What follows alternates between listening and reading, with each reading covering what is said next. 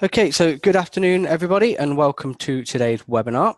We're very pleased to welcome Jason Kennan, who is the technical manager from Boston Energy today. He has kindly agreed to deliver this session, and I'll shortly hand over to him. But before I do, I just wanted to mention a few things.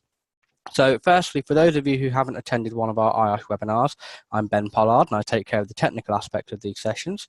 So any problems, and I shall try to assist as best as I can. On your screen then, most likely located at the top left-hand side, you should notice a small bar with some written options on them, which are chat and Q&A. If you have any technical issues or audio problems and you need to message me at any point, please use the chat option. If you have any specific questions for Jason relating to the content of the session, please use the Q&A option and ask your questions here. I will then run through all of these with Jason after the presentation is finished, and we'll aim to tackle as many of these as possible. If we do run out of time and there are still some questions remaining, we'll look at these after the webinar and aim to post some written answers online along with a recording of this webinar. So with all that said, I shall now hand you over to Jason, and I hope that you all enjoy the session.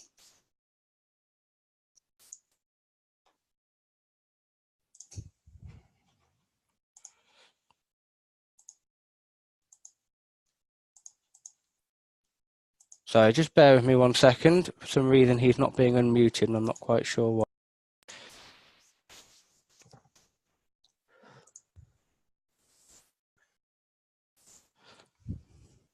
Hi everybody, good afternoon. Thanks for that, Ben. Technical issue straight away, which is always a good start. Good afternoon. As Ben's already said, my name is Jason Kennan. I'm Technical Manager for Boston Energy. And the webinar today is going to be on the subject of you're only doing stat inspections. So you're only doing stats. This is a common phrase used when the inspection company asks for a detailed description of the equipment to be inspected and gives an estimate of the time required to carry out said inspections. You're only doing stats. So this is going to be guidance for duty holders and responsible persons then with regard to statutory inspections. So what is a statutory inspection and why are they necessary?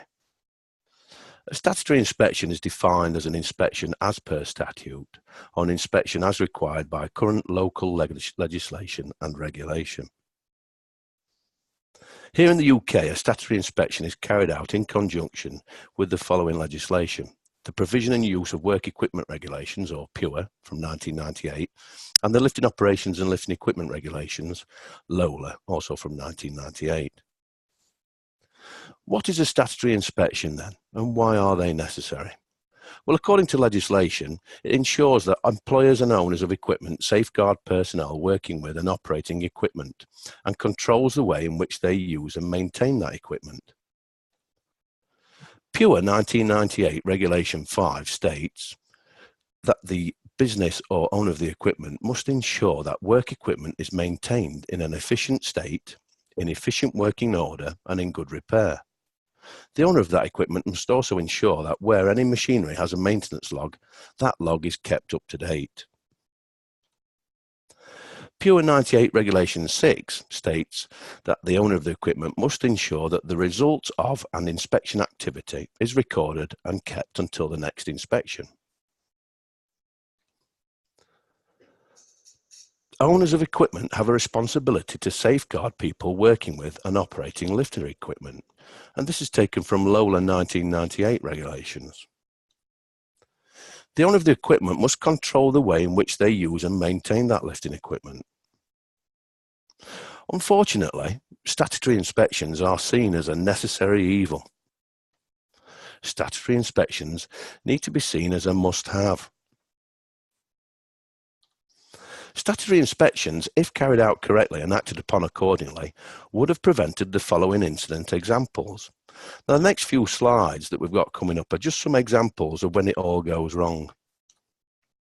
A New Haven waste management company and its directors have been fined after an employee got his arm caught in a conveyor at a material recycling plant.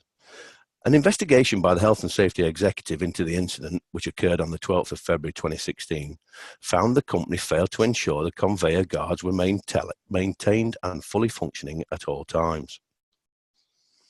Camkey Food Limited has been prosecuted for health and safety breaches after one of its workers was left seriously injured.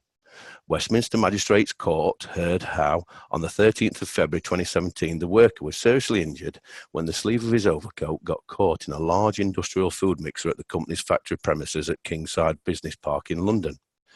The injuries to the employee included broken ribs, a collapsed lung, and a large blood clot under the armpit. Wilko's failure to act on warnings from staff and maintenance engineers that a goods lift at a Leicester shop was not correctly levelling with the floor has cost the firm £2.2 million after an employee was left paralysed when a roll cage fell on her. This was not the first time that the lift didn't level and something happened. Wilko was aware that staff had complained that it wasn't levelling. The lift engineers had given advice as what should be done to rectify this issue. Looking back at those examples then, the safety of personnel using equipment at work is partly dependent on how that equipment is operated. The personnel using the equipment must of course receive adequate training to operate the equipment. The safety of personnel using equipment at work is partly dependent on the care and maintenance of that equipment. The equipment must be subjected to a documented planned maintenance and inspection regime. The employer or owner of the work equipment used on site must delegate a person or persons to be responsible for the on-site equipment.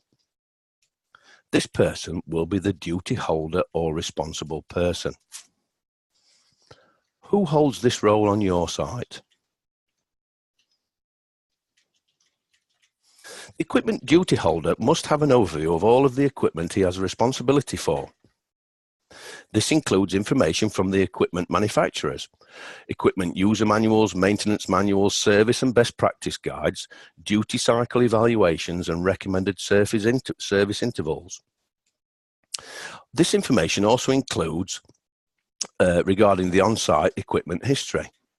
The duty holder must have information regarding the installation date, the date the equipment was put into the service, the last and next inspection date, the last and next service date, actual equipment duty cycles, results of last inspections, completed pre-operational checklists, any defects found, and any defects that was rectified. You can see the duty holder really has quite a lot of responsibility with regard to gathering information regarding his equipment.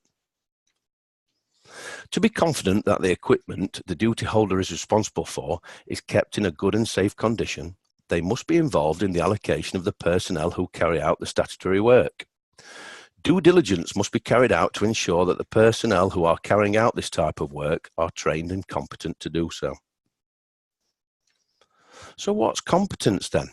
Well, competence taken from Lola is defined as such appropriate practical and theoretical knowledge and experience of the equipment to be examined as will enable them to detect defects or weaknesses and to assess their importance in relation to the safety and continued use of the equipment.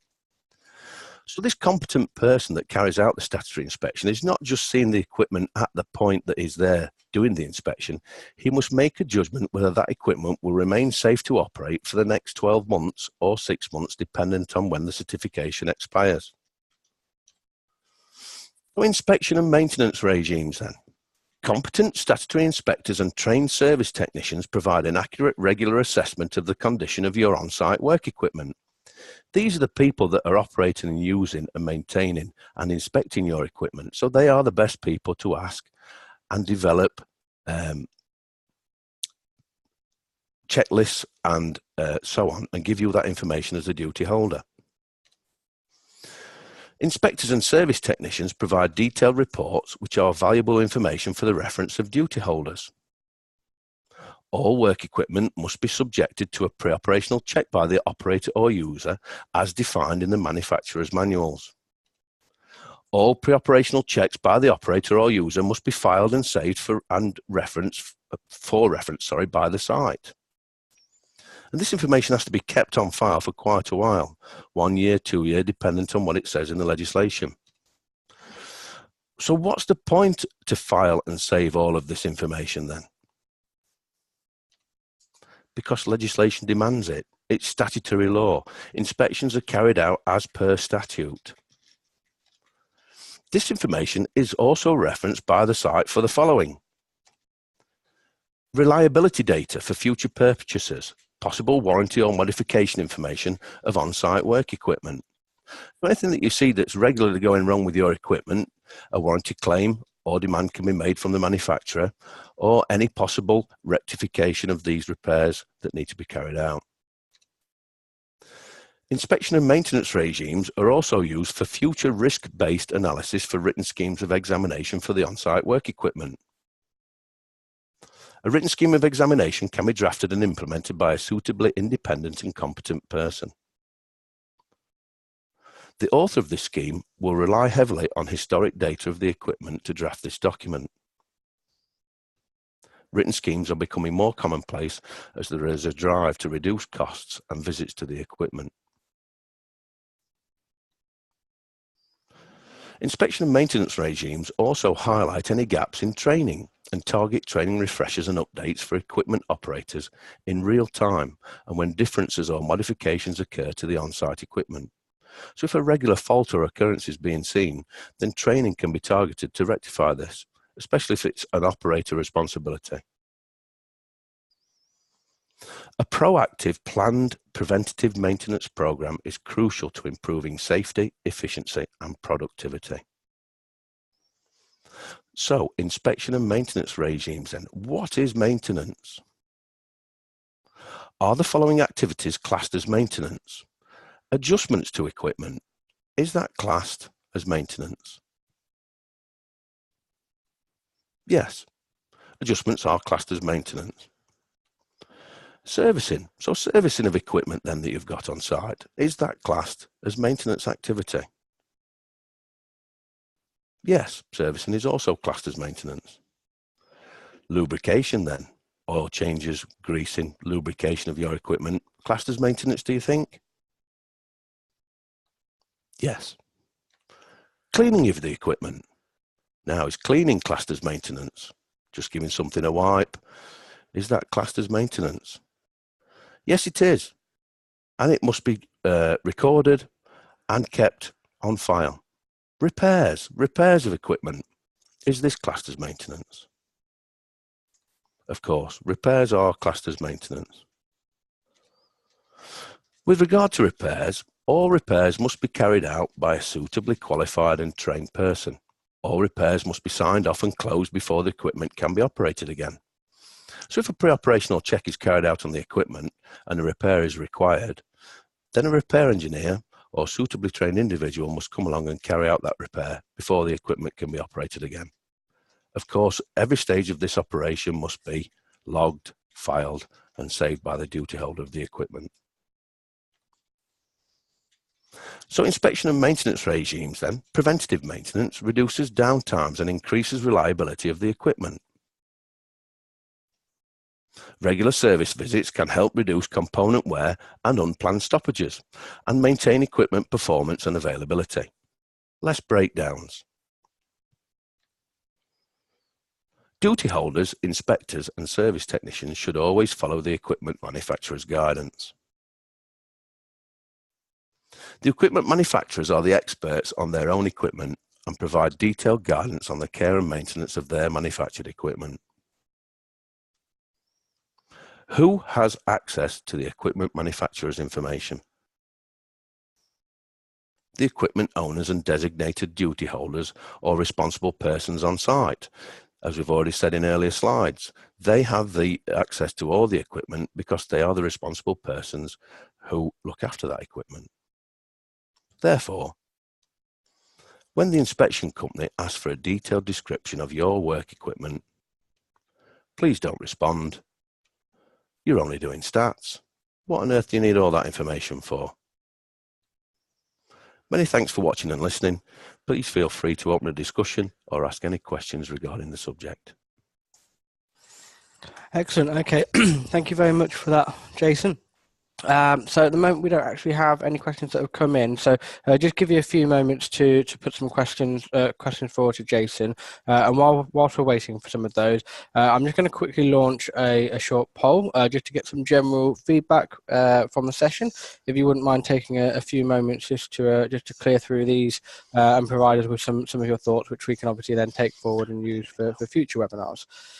So whilst you're going through that, we'll have a little look if there are any questions. If we don't have any questions come through over the course of the next sort of few minutes, we'll assume that Jason has covered everything you needed to hear about, and we'll be able to obviously shut the webinar down a little bit early. I will say that the session has been recorded, so we can put it onto YouTube, and it will be emailed out to you along with a PDF version of this presentation.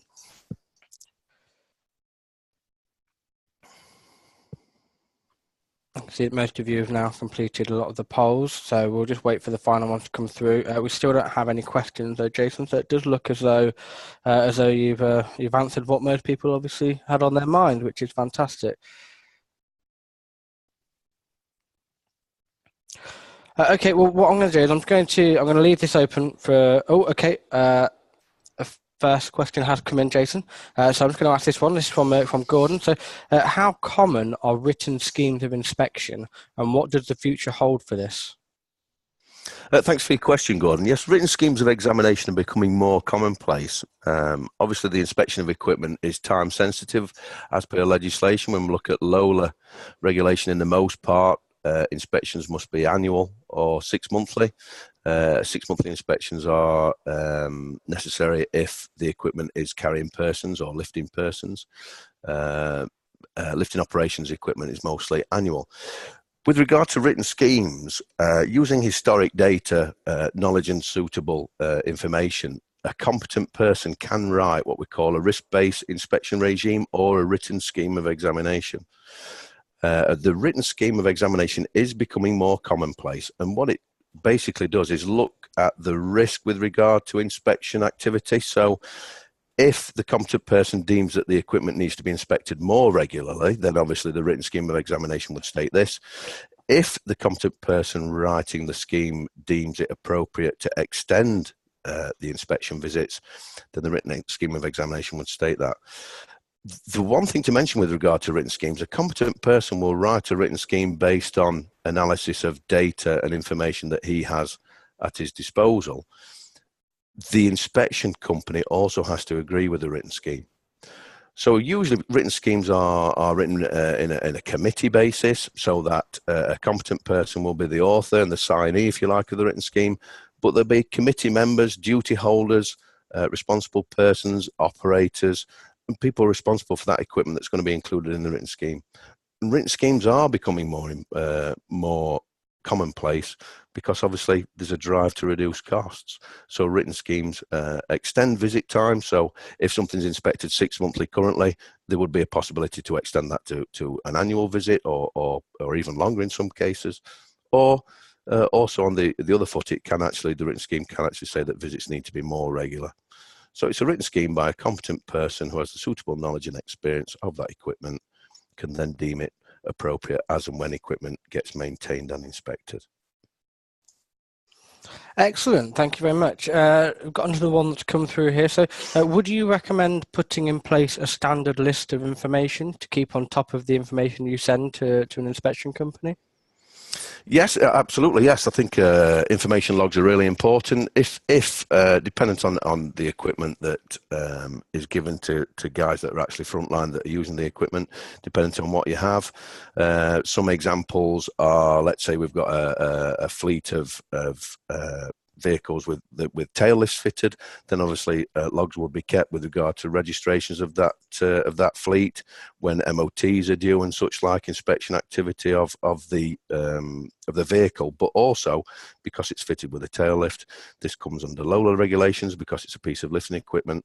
So there would be a log probably also in the vehicle file for as and when that gets inspected. So a list of the equipment, inspection activity, service information, pre and post use checks by the operators, maintenance regimes, when that equipment's been lubricated and serviced and so on, all has to be in that particular vehicle file in this example. Excellent. Okay, well that looks as though it is possibly the last of the questions.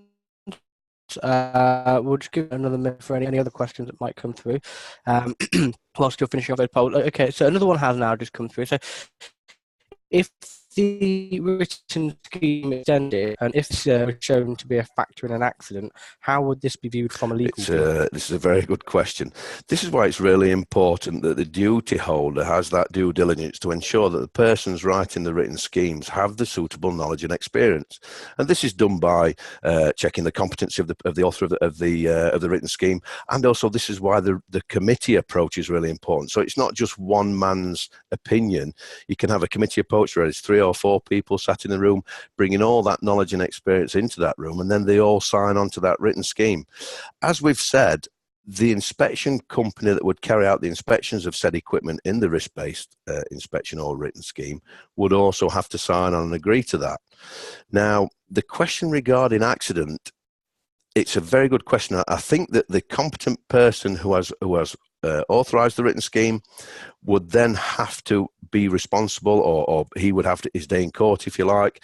And as long as he has carried out, in his opinion, due diligence with regard to everything was in place, or the inspections were in place, and in his opinion, let's say it's man riding equipment, so it would undergo according to legislation, undergo a 6-monthly inspection. If the competent person had decided, and the committee approach, other persons had signed on to that, and it was extended to a 12-monthly inspection, and then there was an unfortunate accident at month 8 or 9, the competent person who has made that written scheme would be the guy that's in court, and he would have to then justify why it extended that 6-monthly to a 12-monthly decision on the written scheme.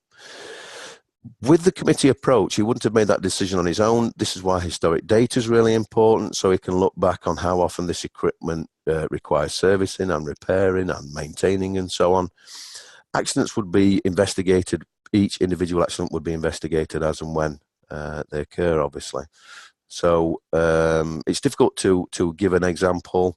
We saw in the examples at the beginning of the slides that certainly the Wilco one, lift engineers had inspected that lift, I think 3 months previous to the accident, and given recommendations on what should have happened. So that was passed on to the responsible person. So who is the one that is stood hanging onto the brass rail in court?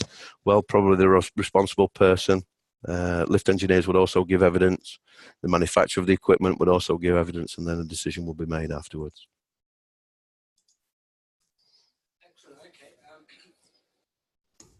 Excellent. Okay. What is your view on using generic checklists for routine inspections? Another good question. Generic checklists are okay. With the title of such is that it's a general inspection. Inspection checklists should be made with one eye on the user manual. So depending on what equipment is it, if it's a simple piece of equipment, then you can check the cable, check the plug, check the switch, check there's no damage, and so on would probably be sufficient. If it's more complicated equipment with various different systems on, then the checklist has to reflect this.